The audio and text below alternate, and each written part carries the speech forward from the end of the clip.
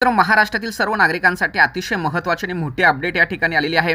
या ठिकाणी बघा, माजी उपमुख्यमंत्री दिवंगत अजितदादा पवार यांच्या जयंतीनिमित्त 22 ते 31 जुलै दरम्यान पात्र लाभार्थ्यांना या ठिकाणी शिधापत्रिकेचे वितरण करण्यासंदर्भात विशेष मोहीम राज्यामध्ये राबवली जाणार आहे।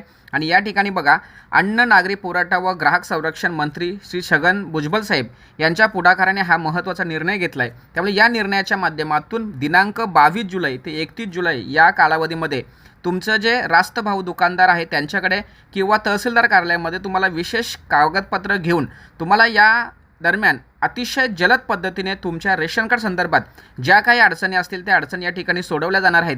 आणि त्यामुळे तुम्हाला सर्वांना जे काही जेवढं इष्टांग उपलब्ध आहे त्या इष्टांग उपलब्धच्या नुसार या ठिकाणी तुम्हाला रेशन कार्डला धान्य चालू करणं किंवा रेशन कार्डमध्ये नवीन नाव समाविष्ट करणं किंवा रेशन कार्डमधून नाव काढणं किंवा विभक्त रेशन कार्ड करणं या संदर्भात जी काही तुमची पेंडिंग कामं आहेत ही जलद गतीने होण्यासाठी या ठिकाणी सरकारने एक महत्त्वाचं अभियान किंवा महत्त्वाचं शिबिर या ठिकाणी सुरू केलेलं आहे।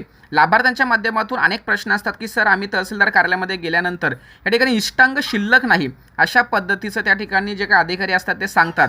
मात्र राष्ट्रीय अन्न सुरक्षा अधिनियम 2013 नुसार या ठिकाणी आता जिल्ह्यानुसार इष्टांगाची पुनर्रचना केलेली आहे।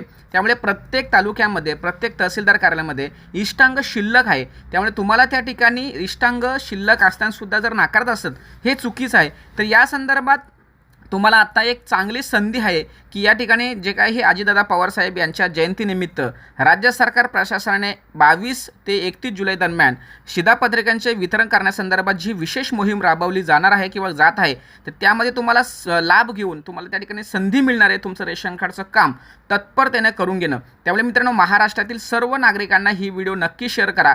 तुमच्या तहसीलदार कार्यालयामध्ये जाऊन अशा पद्धतीची योजना किंवा शिबिर सुरू आहे आणि आम्हाला त्या शिबिराच्या अंतर्गत लाभ मिळाला पाहिजे अशा पद्धतीची मागणी करून तुम्ही तुमच्या रेशन कार्ड रिलेटेड जे काही तुमचं पेंडिंग काम आहे ते पूर्ण करून घ्यायचं आहे। महत्त्वाची व्हिडिओ सर्व नागरिकांना शेअर करा। भेटूया पुढील व्हिडिओसह, तोपर्यंत धन्यवाद। जय हिंद, जय महाराष्ट्र।